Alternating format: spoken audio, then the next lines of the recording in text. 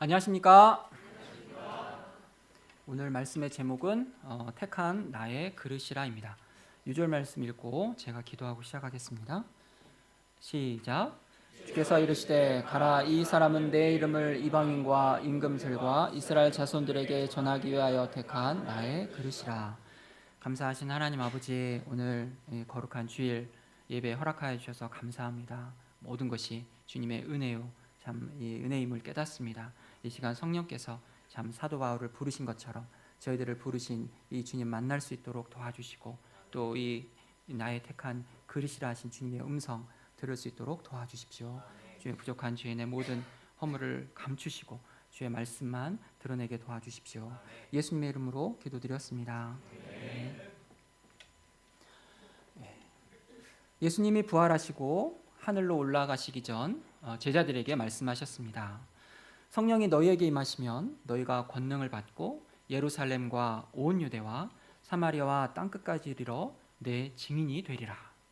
예수님의 말씀대로 오순절에 성령이 오시고 이제 복음은 예루살렘을 넘어 유대와 사마리아, 에티오피아로 전파되고 있었습니다. 오늘 말씀에는 바울의 회심이 나옵니다. 변화되기 전 그의 옛 이름은 사울이었습니다. 그는 예수님을 대적하고 박해하던 사람이었습니다.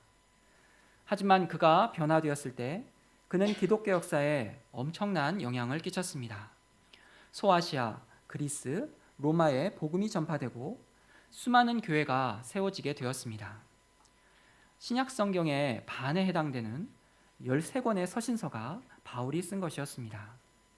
오늘 말씀을 통해 사울을 찾아오신 예수님은 어떤 분이신가 배울 수 있기를 기도합니다. 또한 사울에게 두신 뜻을 통해 부족한 우리에게 두신 하나님의 뜻을 발견할 수 있기를 기도합니다. 파트 1, 내가 어찌하여 나를 박해하느냐. 1절을 보십시오. 사울이 주의 제자들에 대하여 여전히 위협과 살기가 등등하여. 사울의 모습이 어떠합니까? 위협과 살기가 가득했습니다. 누구든지 손에 잡히면 죽일 듯한 모습입니다. 사울은 지난 사도행전 8장에서 스데반이 순교한 후에 등장하기 시작했습니다. 사울은 스데반의 사형 집행을 주도하며 그의 죽음을 마땅하다고 여겼습니다. 그날 예루살렘 교회에 큰 박해가 있을 때 그는 교회를 없애려고 집집마다 들어가 예수 믿는 사람들을 잡아서 감옥에 집어넣었습니다. 이렇게 해도 그의 분노는 사그러들지 않았습니다. 그는 예루살렘에서 도망쳐 흩어진 예수 믿는 사람들을 뿌리째 뽑기 위해 원정 박해를 계획했습니다. 당시 사내들인 의장인 대제사장은 로마 제국 내에 살고 있는 유대인들을 송환할 수 있는 권한을 가지고 있었습니다. 사울은 대제사장에게 가서 그 권한을 사용할 수 있는 공문을 받아내었습니다. 그 공문을 가지고 다메섹의 여러 회당에 흩어져 살고 있는 예수쟁이들을 체포해서 본국으로 데려오고자 하였습니다. 사울은 왜 이토록 교회와 예수 믿는 사람들을 핍박하는 것입니까?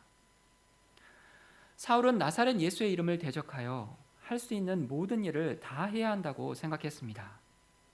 왜냐하면 십자가에 못 박힌 자는 저주를 받은 자요 거짓 메시아라고 확신했기 때문입니다. 그는 유대교를 혼란에 빠뜨리는 나사렛 예수를 이단의 괴수로 생각하고 그를 따르는 사람들을 잔멸해야 한다고 생각했습니다. 그러므로 나사렛 예수와 그 추종자들을 멸하는 것은 자신이 해야 할 종교적 의무요 하나님을 위한 열심이었습니다. 심지어 예수 믿는 사람을 죽이는 것도 하나님이 기뻐하실 것이라고 생각했습니다. 예수님은 요한복음 16장 2절 3절에서 제자들에게 이런 일이 일어날 것이라고 미리 말씀해 주셨습니다. 사람들이 너희를 출교할 뿐 아니라 때가 이르면 무릇 너희를 죽이는 자가 생각하기를 이것이 하나님을 섬기는 일이라 하리라. 그들이 이런 일을 할 것은 아버지와 나를 알지 못함이라.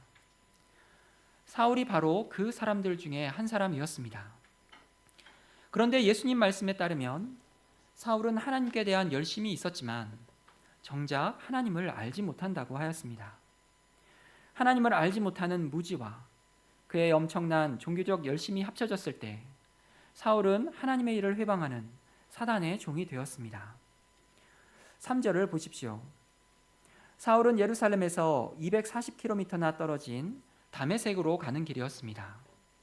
그는 다메섹의 여러 회당에 숨어 있는 이 바퀴벌레 같은 이단의 무리를 어떻게 일망타진할 것인가 생각하고 있었을 것입니다. 다메섹에 가까이 왔을 때 갑자기 하늘로부터 빛이 둘러 그를 비추었습니다. 그 빛은 예수님의 빛이었습니다. 하늘에서부터 부활하신 예수님이 나타나신 것이었습니다. 그 빛이 너무나 강렬해 그는 땅에 엎드러졌습니다. 그때 소리가 들렸습니다. 사울아, 사울아, 네가 어찌하여 나를 박해하느냐? 사울은 자신의 이름을 2번씩이나 부르는 소리에 놀랐습니다. 성경에서 하나님이 직접 이름을 부르는 경우가 있습니다. 아브라함이 독자 이삭을 번제로 드릴 때 하나님이 아브라함의 이름을 불렀습니다. 광야 떨기나무에서 모세의 이름을 2번 불렀습니다. 성막에서도 사무엘아 사무엘아 하시며 아이 사무엘의 이름을 부르셨습니다. 이름을 부르셨다는 것은 그를 잘 아신다는 의미입니다. 예수님은 무지한 열심으로 날뛰고 있는 사울을 잘 알고 계셨습니다. 사도행전 26장 14절에는 사울에게 하시는 예수님의 말씀이 나옵니다. 우리가 다 땅에 엎드러짐에 내가 소리를 들으니 히브리 말로 이르되 사울아 사울아 내가 어찌하여 나를 박해하느냐 가시채를 뒷발질하기가 내게 고생이니라.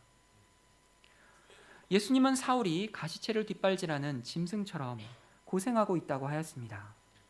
가시채 끝에는 찌르는 가시가 달린 막대기입니다. 짐승을 부릴 때 사용했습니다. 가시채를 뒷발질한다는 것은 그가 뒷발질로 뭔가에 계속 저항했다는 뜻입니다. 사울은 스데반의 순교 현장에서 스데반의 천사와 같은 얼굴을 보았습니다. 게다가 자기를 죽이는 원수를 향한 용서의 기도를 들었습니다. 예수님의 부활에 대한 소식과 함께 이를 증거하는 제자들이 행하는 놀라운 이적과 표적을 보았습니다. 자신이 예수 믿는 사람들을 핍박하였지만 그들이 가진 평안과 자유함을 빼앗을 수 없었습니다. 사울은 자신의 지금 행하는 박해가 정당한가 하는 생각이 들었을 것입니다. 그 내면의 소리는 가시채가 되어 그의 양심을 찔렀지만 그는 계속 발길질하며 걷어찼습니다. 율법과 종교적 열심으로 지금까지 자신이 이루어 놓은 것들을 포기할 수 없었습니다. 예수님은 이런 그의 내면을 다 아시고 계셨습니다. 사울이 들은 더욱 충격적인 소리는 네가 어찌하여 나를 박해하느냐입니다. 내가 지금 누구를 잡으러 가는 것은 맞는데 이분을 박해한 적은 없었습니다. 사울은 물었습니다. 주여 누구시나이까?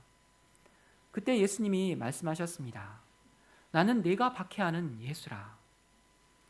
이때 사울은 엄청난 충격을 받았을 것입니다. 그는 예수님이 십자가에 못 박혀 죽은 것을 알고 있었습니다. 그래서 부활하신 예수님에 대한 말은 꾸며낸 얘기라고 생각했습니다. 헛된 말로 유대인들을 현혹시키지 못하도록 하기 위해 지금 그는 이렇게 박해하고 있는 것이었습니다. 그런데 지금 빛으로 나타나 말씀하고 계신 분이 바로 부활하신 예수님이었습니다. 사울은 비로소 자신이 그리스도를 대적하고 하나님의 뜻을 거스르고 있다는 사실을 깨닫게 되었습니다. 심지어 하나님의 사람들을 감옥에 가두고 죽이는데 앞장서고 있었습니다. 부활하신 예수님은 친히 빛으로 임하셔서 사울의 영적 무지를 깨우쳐 주셨습니다. 예수님은 사울이 비록 자신을 대적하는 원수였지만 그의 무지한 열심을 불쌍히 여기셨습니다. 또한 예수님은 성도와 교회를 박해하는 사울이 자신을 박해한다고 말씀하셨습니다. 여기서 우리는 예수님이 교회를 박해하는 것은 자신을 박해하는 일이요 성도들이 당하는 고난은 자신이 받는 고난으로 여기신다는 것을 알 수 있습니다. 우리 믿는 사람들은 부활하신 예수님의 영광스러운 몸이 됨을 알 수 있습니다. 그래서 예수님은 우리가 고난당할 때 외면하지 않으시고 그 고통에 동참하십니다. 그리고 고난 가운데서도 인내하고 믿음을 지킬 수 있도록 도와주십니다. 예수님은 사울에게 일어나 시내로 들어가라고 하시며 앞으로 사울이 행할 일을 알려줄 사람이 있을 것이라고 하였습니다. 사울과 함께 길을 가던 사람들은 무슨 소리가 나는 것 같은데 아무것도 보이지 않아 놀라서 말도 못하고 가만히 서 있었습니다. 이때 사울은 땅에서 일어나 눈은 떴지만 아무것도 볼 수 없었습니다. 사람들의 손에 이끌려 다메섹으로 들어가는 그의 모습은 위협과 살기가 등등한 모습이 아니었습니다. 이제 그는 순한 양이 되어 예수님이 이끄시는 대로 따라가고 있었습니다. 그리고 이후 사울은 눈이 보이지 않는 채로 먹지도 마시지도 않았습니다. 사흘이 정해진 것도 아니고 그는 평생 눈이 안 보일 수도 있었습니다. 보지 못하는 것은 어쩔 수 없었지만 먹지도 마시지도 않았다는 것은 그의 자의적인 행동이었습니다. 그는 어둠 속에서 금식하며 기도했습니다. 그는 기도하는 중에 영적인 무지로 하나님을 대적하고 성도들을 박해한 자신의 죄를 깨닫고 두려워 떨었을 것입니다. 애통이 회개하며 많은 눈물을 흘렸을 것입니다. 무엇보다 이렇게 내버려두면 영원히 심판받아 멸망할 자를 찾아와 만나주신 예수님의 은혜를 생각하며 깊이 감사했을 것입니다. 파트 2, 이 사람은 택한 나의 그릇이라. 10절을 보십시오. 사울이 도착한 다메섹에 아나니아라는 제자가 있었습니다. 그는 율법을 따라 사는 경건한 사람으로 그곳에 사는 유대인들에게 존경을 받는 사람이었습니다. 예수님은 사울이 눈물 콧물을 흘리며 회개하고 감사하고 있는 사이 환상 중에 그를 부르셨습니다. 그리고 아나니아에게 집가라 하는 거리에서 사울이 머물고 있는 유다의 집에 가라고 하셨습니다. 더 구체적으로 사울이 아나니아라는 사람이 안수하여 눈을 뜨는 것을 보았다고 말해 주었습니다. 하지만 주님의 방향을 들은 아나니아는 주저하였습니다. 이미 사울의 박해에 대한 소문이 퍼져 있었기 때문이었습니다. 사울이 예루살렘 성도들에게 해를 많이 입혔고 이제는 다메섹 성도들을 체포해서 끌고 갈 수 있는 대제사장의 공문도 가지고 있다는 것이었습니다. 이런 사람에게 간다는 것은 위험할 뿐 아니라 그가 눈을 뜨면 박해가 계속되지 않을까 두려웠습니다. 예수님은 이런 아나니아에게 무엇이라고 말씀하십니까? 15절, 16절을 다 같이 읽어보시겠습니다. 시작.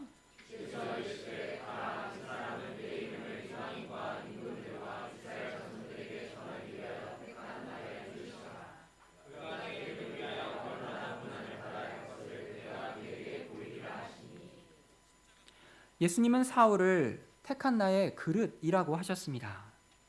그릇은 음식을 담을 수 있는 용기나 접시 등을 가리킵니다. 밥그릇, 국그릇, 반찬그릇처럼 그 안에 무엇인가를 담는 것이 그릇입니다. 사울이 예수님을 만나기 전에는 무엇이 담겨 있었습니까? 그 안에는 율법, 전통, 할례, 교만, 자기의, 무지한 열심이 담겨져 있었습니다. 지금은 무지한 열심으로 교회를 핍박하고 성도를 죽이는 일에 앞장섰습니다. 그런데 이제 주님은 사울을 구원하시고 그동안 사울 안에 담겨져 있던 것들을 깨끗이 비우시고 그 안에 예수 그리스도 자신의 이름을 담고자 하셨습니다. 예수님의 이름은 구원의 이름이요 생명의 이름입니다. 예수님은 사울이라는 그릇 안에 자신의 이름을 담으시고 이방인과 임금들과 이스라엘 자손들에게 전하고자 하셨습니다. 지금까지 복음 역사는 베드로와 요한을 중심으로 12사도를 통해서 이루어졌습니다. 그 범위도 예루살렘을 중심으로 유대와 사마리아 땅으로 이스라엘 민족이 살고 있는 지역에 한정되었습니다. 12사도들은 교회의 기둥들이었지만 이스라엘을 넘어서 다른 나라에 가본 적이 없었습니다. 뿐만 아니라 그들에게는 유대인들만 택함받았다는 유다이즘에 사로잡혀 있어서 이방인들을 받아들이기 힘들었습니다. 예수님은 안타까운 마음으로 세계 선교를 섬길 수 있는 일꾼을 찾고 계셨습니다. 그런데 사울은 비록 무지한 열심 때문에 성도들을 박해하고 있었지만 변화되기만 하면 탁월한 복음의 일꾼이 될 것을 아셨습니다. 왜냐하면 사울은 이방인의 사도가 되기에 적합한 인물이었기 때문입니다. 그는 헬라 문명이 꽃을 피운 다소에서 태어났고 헬라파 유대인으로서 헬라어에 능통했고 이방인들에게 복음을 전하는 데 문화적 장벽이 없었습니다. 로마 시민권이 있어서 로마가 통치하는 곳에는 어디든지 자유롭게 여행할 수 있었습니다. 또한 사울은 율법에도 정통하여 조금만 깨우쳐주면 성경을 잘 이해하고 가르칠 수 있었습니다.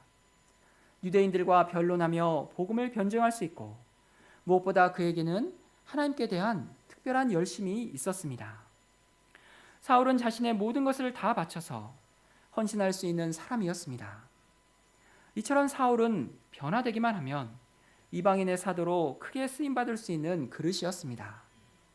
그래서 부활 승천하신 후에 한 번도 나타나지 않으셨던 예수님께서 친히 빛 가운데 나타나셔서 그를 만나주시고 이방인을 위한 택한 그릇으로 삼으신 것이었습니다. 하지만 사울이 이처럼 택함받은 것은 그의 능력 때문이 아니었습니다. 만일 하나님의 능력 있는 사람이 필요하였다면 사울보다 더 능력 있는 사람이 많았을 것입니다. 능력이 많고 열정이 많은 사람은 세상에서 잘 나가고 성공하기 쉽습니다. 그런 사람은 교만해서 복음을 들어도 잘 받아들이지 않습니다. 자기 인생의 그릇에 채운 것이 많아 비워내기가 쉽지 않기 때문입니다. 고린도전서 1장 26절에는 하나님께 나오는 사람이 어떤 사람인지 나와 있습니다. 너희를 부르심을 보라. 육체를 따라 지혜로운 자가 많지 아니하며 능한 자가 많지 아니하며 문벌 좋은 자가 많지 아니하도다. 하나님이 부르시는 사람들은 세상에서 부족한 사람들이었습니다. 사울이 이방인의 사도가 된 것은 정말 다만 주님의 일방적인 은혜 때문이었습니다. 예수님을 이단의 괴수로 여기고 앞장서서 교회를 핍박하고 성도를 죽이려는 사람을 누가 불쌍히 여기고 동역자로 받아들일 수 있겠습니까? 사도들조차도 사울을 기피하고 만나고자 하지 않았습니다. 바로 얼마 전에 사랑하는 성도 스데반을 죽인 원수를 어떻게 받아들일 수 있겠습니까? 예수님은 이런 그를 불쌍히 여기시고 사랑하셔서 복음의 일꾼으로 삼으신 것이었습니다. 또한 사울은 예수님의 이름을 전하기 위하여 많은 고난을 받을 것이라고 하였습니다. 예수님의 이름은 구원의 이름이지만 세상은 예수님의 이름을 싫어합니다. 그 이름을 전하는 사람들을 박해합니다.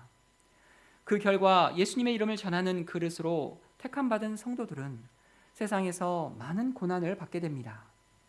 예수님의 이름을 전하며 고난받는 것은 바울뿐 아니라 모든 예수님의 제자들에게 주어진 사명입니다. 또한 이처럼 고난을 받을 때 내 안에 들어앉은 자기와 세상의 것들이 버려지고 예수님을 담을 수 있는 깨끗한 그릇이 될 수 있습니다. 그런데 핍박자 사울이 예수님의 택한 그릇이 되었다는 사실이 나와 무슨 상관인가 하는 생각이 들 수 있습니다. 사울과 같은 극적인 회심도 없고 그처럼 완벽하게 준비된 그릇도 아니라는 생각이 들기 때문입니다. 사울은 극적으로 변화되었지만 나도 그렇게 변화될 수 있을까? 나에게는 그런 극적인 체험이 없기 때문에 나와는 상관이 없다고 생각할 수 있습니다. 디모데후서 2장 20절 21절은 말합니다. 큰 집에는 금그릇과 은그릇뿐 아니라 나무 그릇과 질그릇도 있어서 귀하게 쓰는 것도 있고 천하게 쓰는 것도 있나니 그러므로 누구든지 이런 것에서 자기를 깨끗하게 하면 귀히 쓰는 그릇이 되어 거룩하고 주인의 쓰심에 합당하며 모든 선한 일에 준비함이 되리라. 이처럼 하나님이 쓰시는 그릇은 다양합니다. 사울만 택한 그릇이 아니라 지금 아나니아도 귀한 그릇으로 쓰임받고 있습니다. 주님의 방향에 마음이 내키지 않았지만 거부하지 않고 순종하였습니다. 이런 그가 있었기에 오늘날 위대한 사도 바울이 나올 수 있었습니다. 27절부터 나오는 바나바는 어떻습니까? 사울이 예루살렘에 가서 그곳의 제자들과 만나려고 했을 때였습니다. 하지만 아무도 사울이 제자가 되었다는 사실을 믿지 못하고 사울을 두려워했습니다. 그때 사울에게 먼저 다가가 말을 걸고 그를 신앙 공동체로 인도한 사람이 바나바였습니다. 바나바도 하나님이 택한 귀한 그릇이었습니다.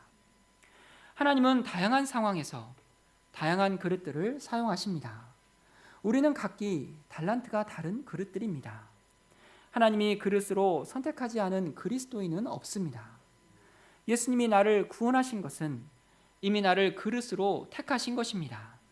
그 쓰임에 따라 용도와 모양이 다를 뿐입니다. 그러므로 누구든지 자기를 깨끗하게 하면 귀히 쓰임 받는 그릇이 됩니다. 17절을 보십시오. 아나니아는 예수님의 말씀에 순종하여 사울에게 가서 안수해 주었습니다. 형제 사울아, 주 곧 내가 오는 길에서 나타나셨던 예수께서 나를 보내어 너로 다시 보게 하시고 성령으로 충만하게 하신다. 아나니아는 사울을 형제 사울이라고 불러주었습니다. 복음의 원수였던 그를 주 안에서 형제로 받아들인다는 뜻이었습니다. 그때 곧 사울의 눈에서 비늘 같은 것이 떨어져 나가고 사울은 다시 보게 되었습니다. 그의 시력이 회복되었을 뿐만 아니라 그의 영적인 눈도 뜨게 되었습니다. 영적 무지와 교만의 비늘이 벗어졌을 때 예수님이 어떤 분이신지 밝히 볼 수 있었습니다. 또한 예수님 안에서 자신의 모습도 똑바로 볼 수 있었습니다. 사울은 죄인으로서 세례를 받고 이제 예수님과 연합되었습니다. 20절을 보십시오. 사울이 다메섹에 있는 제자들과 함께 며칠 있으면서 곧바로 회당에 들어가 예수님이 하나님의 아들이라고 전하기 시작했습니다. 이런 사울의 모습은 마치 메시아를 만나 즉시 물동이를 버려두고 동네로 들어가 외친 사마리아 여인을 생각나게 합니다. 내가 행한 모든 일을 내게 말한 사람을 와서 보라. 이는 그리스도가 아니냐. 나의 사정을 다 아시고 나를 불쌍히 여기시고 빛으로 찾아오신 예수님을 만난 사울의 외침이었습니다. 하나님을 안다고 하지만 이 땅에 오신 하나님을 알지 못하는 동족 유대인들을 불쌍히 여기는 마음 때문이었습니다. 사울은 이 예수님을 전하지 않고는 견딜 수 없었습니다. 지금까지 예수님의 도를 따르던 사람들을 박해하던 사울이 이제는 예수님을 하나님의 아들이라고 전하자 사람들은 다 놀랐습니다. 23절을 보십시오. 여러 날이 지나매 유대인들이 사울 죽이기를 공모하더니, 여기서 여러 날이란 많은 날로서 갈라디아서 1장 17절에 따르면 사울은 아라비아로 3년 동안 있다가 다메섹으로 돌아왔습니다. 이제는 다메섹의 유대인들이 사울을 핍박하여 죽이고자 하였습니다. 이 사실을 알게 된 사울은 제자들의 도움으로 성문을 지키고 있는 유대인들을 피해 밤에 광주리에 담겨 성벽을 타고 내려와 도망쳤습니다. 26절을 보십시오. 그 후 사울은 예루살렘으로 돌아왔습니다. 하지만 예루살렘의 성도들은 그가 어떻게 변화됐는지 알지 못했습니다. 사울이 예수님의 제자가 된 것을 믿지 못하고 여전히 두려워하였습니다. 이때 온 교회의 칭찬을 받는 바나바가 사울을 데리고 사도들에게 갔습니다. 그리고 사울이 길에서 어떻게 주님을 보았으며 주님께서 그에게 말씀하신 일과 다메섹에서 그가 어떻게 예수의 이름으로 담대히 말하였는지를 전해주었습니다. 예루살렘에서도 사울은 열심히 예수님의 이름으로 담대히 복음을 증거했습니다. 자신과 같은 헬라파 유대인들과 변론하였지만 그들은 받아들이지 않았습니다. 오히려 사울을 죽이려고 힘썼습니다. 사울은 형제들의 도움으로 가이사랴를 거쳐 고향 다소로 가서 머물게 되었습니다. 사울은 자기의 고향 다소에서 약 10년 동안 머무르며 예수님을 중심으로 한 성경에 대한 이해와 복음을 새롭게 정립한 것으로 보입니다. 31절을 보십시오. 그리하여 온 유대와 갈릴리와 사마리아 교회가 평안하여 든든히 서가고 주를 경외함과 성령의 위로로 진행하여 수가 더 많아지니라. 위협과 살기가 등등하던 사울로 시작되었지만 한 사람의 극적인 변화로 온 교회가 화평해지고 복음 역사에 큰 진보가 이루어졌습니다. 결론입니다. 무지한 열심으로 교회를 박해하던 사울이 빛으로 임하신 부활하신 예수님을 만난 후에 회심하여 이방인을 위한 택한 그릇으로 쓰임받게 되었습니다. 사울은 예수님을 대적하던 자신을 구원해 주시고 이방인의 사도로 삼아주신 주님의 은혜에 대하여 빚진 자의 심정이 가득했습니다. 빚진 자의 심정으로 많은 고난을 겪으면서도 기쁨으로 복음을 전했습니다. 우리도 예수님께 받은 은혜가 있습니다. 과거 죄 가운데 비참하게 살았습니다. 뭐가 옳은지를 알지만 가시체를 뒷발질하며 저항하기도 했습니다. 이런 날을 예수님이 찾아오시고 만나주셨습니다. 저는 사울의 회심을 바라보며 나는 언제 회심했을까 생각해 보게 되었습니다. 언제 예수님이 내 삶의 주인이요 구원자이심을 믿게 되었을까 생각해 보았습니다. 사울과 같이 특정한 날과 장소를 정할 수가 없었습니다. 사울과 같이 엄청난 사건 속에서 예수님을 만난 것도 아니었습니다. 하지만 지금까지의 삶 가운데 말씀의 은혜와 크고 작은 사건 가운데서 제 안에 이루신 회심의 역사는 부인할 수 없었습니다. 예수님은 살아계시고 나를 아시고 나의 기도를 들어주셨습니다. 하나님은 지금까지 삶 가운데 십자가에 못 박히신 예수님이 내 인생의 주인이요 구원자이심을 믿는 믿음을 주셨습니다. 이처럼 인생의 목적과 의미가 바뀌어지는 회심은 기적과 같은 일입니다. 그리고 이 회심이 있을 때 예수님은 택한 그릇으로 사용하십니다. 우리의 인생에 예수님이 찾아오셔서 내 삶의 목적과 의미가 바뀌어졌다면 예수님은 택한 그릇으로 우리를 귀하게 사용하십니다. 우리 모두가 날마다 예수님의 이름을 담고 깨끗한 그릇으로 주님의 생명구원 역사에 귀하게 쓰임받을 수 있기를 간절히 기도합니다. 제가 기도하고 마치겠습니다.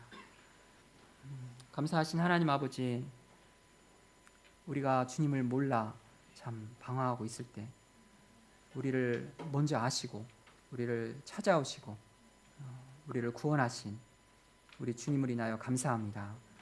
무엇보다 우리의 삶을 택한 그릇으로 참 귀하게 사용하심을 생각할 때 감사합니다. 저희들이 이 땅에서 정말 내가 비워지고 주님의 이름이 담겨진 주님의 택한 그릇으로 살게 도와주십시오. 깨끗한 그릇이 되어서 언제든지 어디서든지 주님이 귀하게 쓰실 수 있는 삶을 살 수 있도록 도와주시기를 간절히 기도합니다. 감사하며 예수님의 이름으로 기도드렸습니다. 아멘.